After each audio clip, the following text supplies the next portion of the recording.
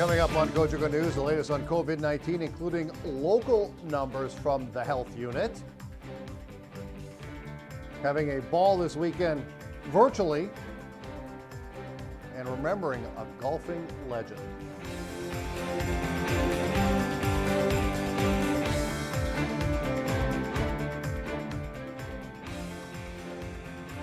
Hello again, everybody. Welcome to this edition of Cogeco News. I'm Greg Esterbrooks.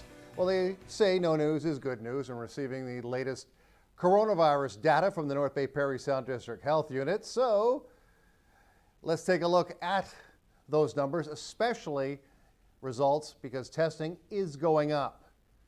156 were tested on Tuesday. No new positives. 16 cases resolved out of 18. 2 right now are in self-isolation. Number of tests, though, still pending. Some bad but not really surprising news from the labor/manufacturing front as the ONTC has announced some temporary layoffs. It's a trying time, but one where the Chamber of Commerce in North Bay is trying to adapt on the fly. This week's Chamber Chat is upon us, and here's Patti CARR. Skype and Zoom meetings, a friend to those in business during the pandemic and maybe after the pandemic. It's a busy week for Patti CARR and the North Bay and District Chamber of Commerce. We're going to be meeting with northern ministers, so on the provincial level, all the chambers across the north have invited our members to have a sit-down and virtual talk with the 3 ministers, of course, Fedeli, Romano, and Rickford this afternoon. On Friday, we actually have the Federal Minister of Economic Development and Official Languages on a virtual meeting as well, and all the chamber members across the north have been invited to that as well. I have a pretty special one coming up on Monday. A local co-owner of No Frills, Jeff and Tennis No Frills on Lakeshore. Jeff wants to talk about lessons learned throughout this pandemic, and especially when other small businesses are getting prepared to reopen, maybe they can learn some do's and don'ts and things that Jeff can assist with during this time. Some have survived during this time. Others have been shuttered, and not because they wanted to. The government told them to. How have they been able to cope? You know what? Some have been a little bit resilient and have done a lot of different or innovative ways to still service their clients. And I think, business isn't going to be the same when it all comes back. They're going to have to ensure that, there's space between customers, keeping their staff safe and well, of course. So it's going to look a lot different. Some people have also found out that they can actually work with their staff being working from home. And, technology everybody's had to improve with technology for sure. And so I think there's a lot of different lessons that we can learn from this. Another lesson being learned, dealing with shutdowns. The ONTC joined a long list of companies having to lay off temporarily because of the pandemic. They've tried their best to stay as long as they could in operations with the staff that they had and trying to ensure that they are paid. There comes a time when you have to look at the cash flow and revenues, and with contracts being canceled, even some suppliers, they can't get the supplies because those suppliers have closed down for the time being. It's been a very difficult situation, and now we're seeing more effects where they have had to do layoffs, and that's very unfortunate, but hopefully we will get the economy back up and running shortly. And even when that does happen, business operations will be drastically different after this is all said and done, and that may last for years. There is going to be a new structure for sure, and of course you have to have your social distancing still. We're not out of the woods. We don't want to relapse, of course, and have to close everything down again. But businesses are actually looking forward and making these different steps. So whether it's a restaurant and you have to have tables separated even more so than they normally are, or even retail stores where you can only limit the number of people coming in at a time, people are looking at different opportunities that will at least let them reopen. The Calendar Food Bank, just one of 3 area organizations to receive a $2,000 grant through the COVID Relief Fund. The North Bay and Area Community Foundation is nearing the $20,000 mark in regards to cash granted in just over a month with this new fund. this community has really come together at this time, which is so needed. And whether it's a small act or a donation, we've been truly inspired by the work that's happening here. I am soon to announce, actually, that some of our fund holders are joining our relief efforts. So we'll be providing an extra $5,000, and they'll be donating $2,500 to the Mattawa Food Bank and $2,500 to the Mattawa Women's Resource Center. And we're very proud that that's coming from the Margaret and Eric Thompson Children's Foundation. So still trying to work towards their philanthropic goals, and something that's so inspiring. Now, the Calendar Food Bank, the Salvation Army, and the Near North Palliative Care Network are getting $2,000 each. So the reach of this latest grant is pretty far and wide. That's right. We're the North Bay Area Community Foundation, and we are very aware that as our community struggles in North Bay, so do the smaller communities around us. They have food banks, they have resources that they need to access as well. We have donors that give from those areas. This is really one large area that we're trying to support, because the strength in each of them makes the whole stronger. So we're really, really proud to have been able to give to West Nipissing, Calendar, and some of the outlying community areas. And then also help organizations that people may not be thinking of as much right now, like the Palliative Care Network, but they have a huge network of volunteers doing really inspiring work. And what they want to do is protect their volunteers. So we're proud to support that as well. And lastly, if someone in the community knows an organization that's not getting the support they need, what should they do? So on our website, NBGCC.ca, there are our general application form and our application specifically for COVID relief. And what our committee is really looking to fund right now are immediate needs, things that we can see a real impact in, and really as a result of COVID and what's happened. So those working on the front lines, food security and healthcare are top of mind for us, because we're seeing the immediate need, the increase in clientele in those areas. So that's our focus area. And if you know a charity that needs help in that area, please send them to us. Breakdown has arrived here on Cogeco News. When we come back, some, well, different events coming up this week and weekend.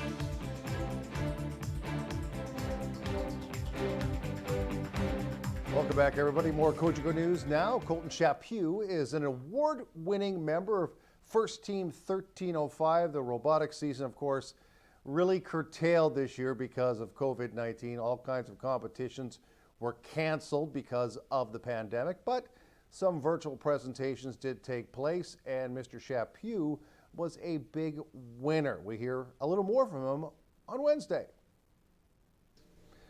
Going forward, obviously you want to get back into the classroom setting and the development setting. How hard is it to work on projects like this when you're not in the same room with your partners on Team 1305? It's been difficult. We've managed. We've done a few conference calls as a group to talk about it. We did a call to watch the awards show as well to kind of stay connected. But we've had a few conference calls to work on certain projects that are going ahead with the team as well. So that's kind of how we've been managing that. Is it going to be on the agenda maybe in coming years to have these different teams develop their own kind of awards ceremony that can be virtual because of this situation? Because necessity is the mother of invention, so they might have your teams try to invent different ways to present their robots like you did in 2020. That definitely could be a possibility, actually. This year, just recently on the weekend, they released next year's game teaser. So we actually found out the name of the game, and it's actually going to be Game Changers. So I feel like maybe that might have something to play with it. We still don't know much, but we're excited to hear more about it. And yeah, this might be a kind of a push to innovate how we do things in FIRST Robotics.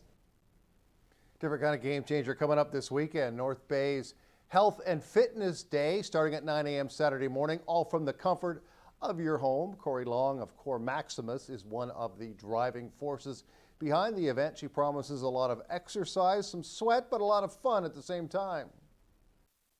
This one for sure. We've been looking for a way to revamp the event and bring it back to our community, and what better opportunity for us to do North Bay Health and Fitness Day COVID-19 style. On Saturday, myself, Core Maximus, and 6 other local businesses have compiled 10-minute short videos to bring to you health and wellness initiatives. We're going to put that all together for about 2 hours worth of content, and that's going live Saturday morning at 9. So we have gymnastics, we have yoga, we have dance, we have Tabata, we have a picnic table workout. So we're really trying to bring a little bit of something for everybody. It came to me numerous years ago, always looking to work with other local businesses and to collaborate with these wonderful people we have in town. So I reached out to those people, and some same groups have come on board, as well as we have some new partners. Completely free, you do not need to register. Simply search Health and Fitness Day North Bay on YouTube, which we're hoping makes it completely accessible to everybody. And that's it. Wear some comfortable clothes and join us for some smiles and laughs, I'm sure. That's how Clark warms up every day in the newsroom at 10 a.m. sharp. The Recycle Bikes program is an initiative of the Discovery Routes organization. Usually it's designed to help the less fortunate who may need a bike upgrade or a bike period. This year, a new tweaking because of COVID-19 has been done to the program. The Recycle Bikes program started in 2015 with a small group of volunteers. So the program itself was spawned out of an identified need through cycling education. So we would go to schools and deliver education to the kids. Now, occasionally some children would show up without a bike. So identified a need to actually have some bikes that we could loan out for this bicycle education. And having these children without bikes, what we did through the end of the program was we donated those bikes that we would lend out to the actual children who needed them. So this year we've taken a bit of a departure. You know, with everything happening with COVID-19, we have some safety protocols in place. So a couple changes to the program with the way we operate the program. So this year, what we're looking for is we're looking for bikes that are in slightly better condition than years previous. Years previous, we would take just about anything and recycle those bikes and get them out and ensure that they were safe. But this year, with COVID-19, it presents some challenges in terms of getting those parts available to individuals and also getting the bikes back to recipients. So what we focused on this year was essential workers. So trying to get those bikes into the hands of essential workers so they can get to their job and help us protect ourselves and keep serving the community. Having worked at the North Bay Regional Health Center, I get to see a little bit of I get to see some of the need firsthand. So seeing some of the patients day in, day out, we've actually donated some bikes to the health center through the mental health program, through the rec therapy program specifically. So they were able to identify a couple recipients that needed a bike. They needed a way to get around town. So it just seemed like a logical connection to connect this program through my daytime employer. I mean, it's a great program to get people out and about and get them from point A to point B. Best way to get a bike, if you're looking to be a recipient of one of our bikes, the best way is to reach out to us through our website. So that's DISCOVERYROUTES.CA.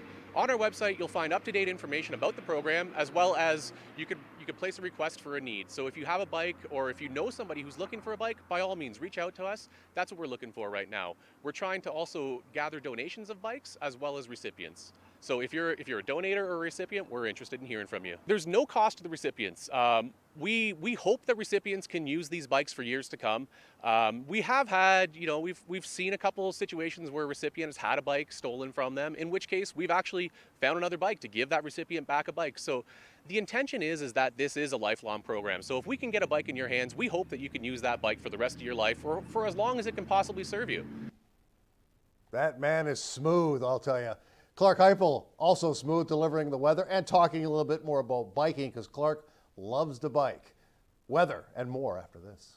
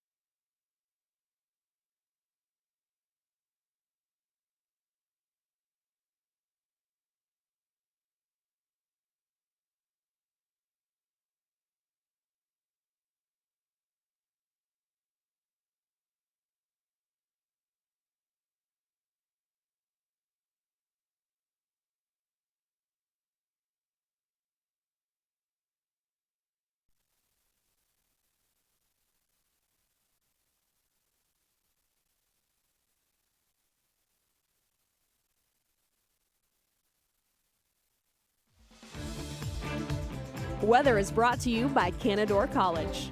Great things happen here. Welcome back to Cogeco News. I'm Clark Heupel here alongside Rancier between Bolton and Norman. I'm here for your 5-day weather forecast brought to you by Canadore College. As you can see here along the sidewalk behind me and in front of me, there are words of inspiration to get us through this pandemic. We see smile, we say we're all in this together, and love, along with other kind messages painted in sidewalk chalk along the sidewalk here. Now, biking is a very enjoyable activity and it's a way of transportation for some folks, and Discovery Routes is pairing essential workers that may be low income with a free bicycle. It's called the Recycle program. And you can get involved in several ways by donating financially and by donating a bike in good condition to be tuned up and given to a worker that can use it to get to work, an essential worker needing a mode of transportation, a good project by Discovery Routes. Let's take a look at the 5-day forecast as it's going to be rather cool to bike over the next few days. Heading overnight on this Wednesday night, we have a fairly cold low below the freezing mark, -1. For the overnight hours, and the wind chill making it feel 5 degrees colder. Cloudy skies. On Thursday, those clouds remain. The sun will appear a little bit in the afternoon. However, there is a chance of flurries or rain depending on the temperature. We're going to peak at 3 degrees only on May the 7th and dip way down to -6 on Thursday night. Chance of flurries. Looking ahead to Friday now, May 8th, we're getting there. High +3, low -8. Mix of sun and cloud with a chance of flurries on Friday as well. Now looking ahead to the weekend, high +4, low -3, clouds, chance of flurries. And Sunday, May the 10th, still cold for this time of year, high 6, low 4 below, sun and cloud. Turning the page back to the almanac on Tuesday, we had a somewhat mild high of 9 and a cold low of -5. The normals are much warmer at 16 and 4 for the high and low. Well, there you have it. There is your 5-day weather forecast. Do stay tuned. Greg Esterbrook will have your sportscast right after this, as we are remembering the late, great Bill Moreland.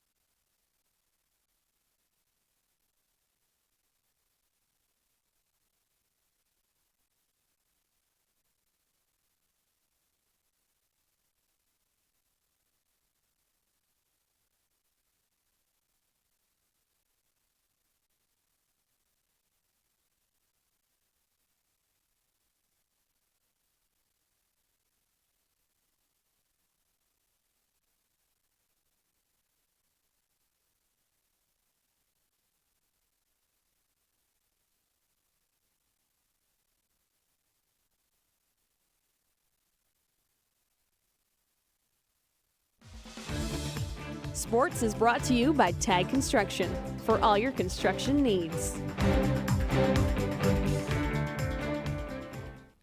Welcome back, everybody. When you think of golf pioneers, golfing legends in Northern Ontario, one of the names that always tops the list, Bill Moreland.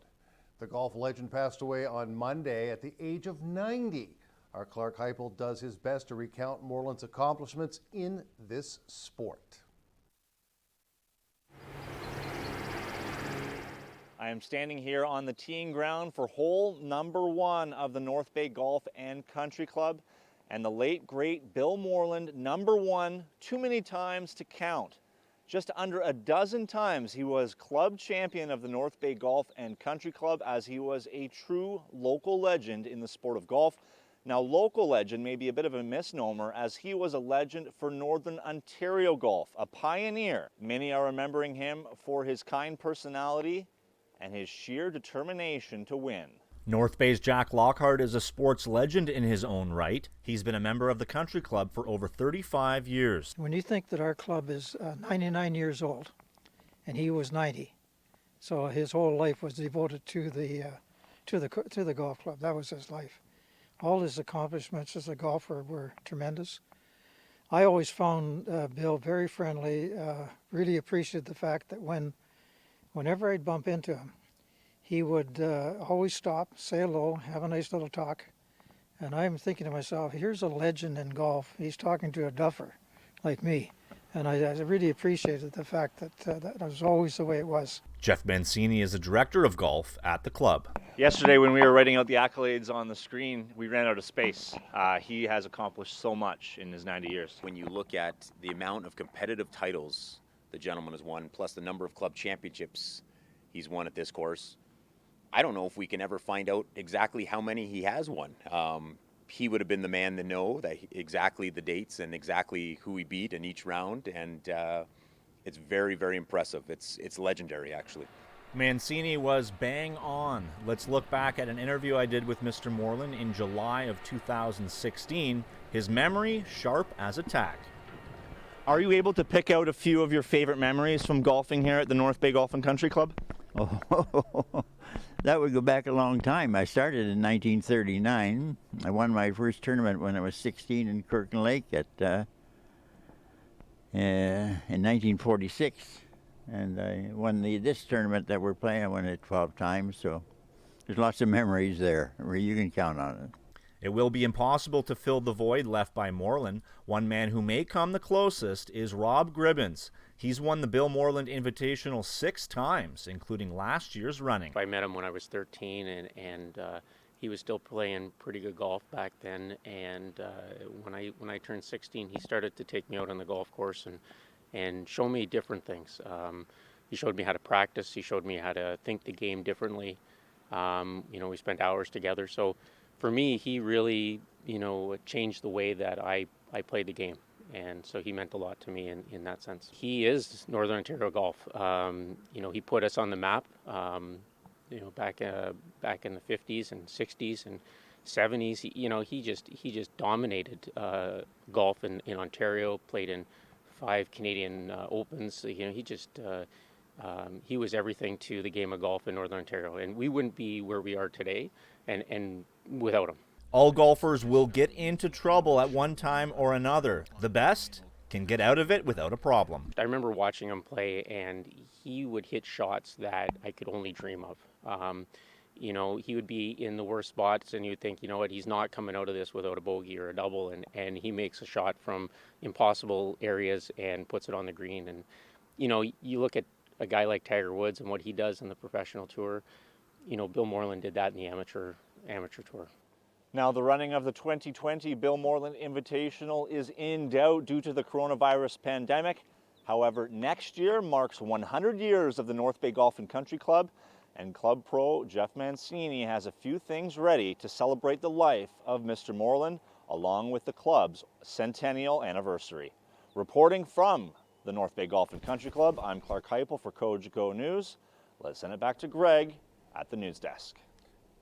Nicely done, Clark. Today, we recognize all the hardworking men and women at Castle Home, from the staff members sweeping the floor the registered nurses administering treatment to the CEO checking balances. Thank you for all your hard work you do and you continue to do to keep the residents and the community safe. This thank you brought to you by all of us at Your TV.